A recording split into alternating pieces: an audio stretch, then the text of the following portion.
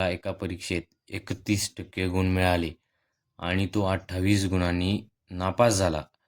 जर परीक्षेचा मेरिट 35% गुणांना लागला असेल तर परीक्षा किती गुणांची होती? अशा प्रकारच्या गणितामध्ये आता आपल्याला दिलेली माहिती काय आहे की विद्यार्थ्याला किती टक्के गुण मिळाले, तर त्याला 31% गुण मिळाले आणि परीक्षेचा मेरिट आहे 35% आणि या दोघातला गॅप हा 28 गुणांचा आहे, कारण विद्यार्थी 28 गुणांनी नापास झाला आहे. म्हणजे 28 गुण इज इक्वल टू 4%. त्याला 4% कमी पडले पास होण्यासाठी. तर आपल्याला फक्त आता एक्सची किंमत काढायची. एक्स म्हणजे ती परीक्षा किती गुणांची आहे हे आपल्याला सांगेल.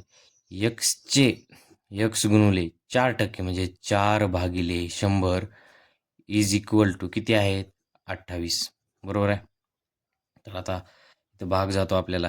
4 एक 4 आणि 25 चोक 100.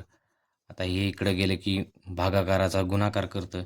28 गुणुले 25. येणारं उत्तर आपलास काय असेल? तो उत्तर असेल 25 8 200, 200ला 0, हातचे आले 20 आणि 25 दोन्ही 50, 50 आणि 20 70. आपलं उत्तर आहे 700. म्हणजे परीक्षा किती गुणांची होती? तर परीक्षा 700 गुणांची होती. पर्याय क्रमांक 4.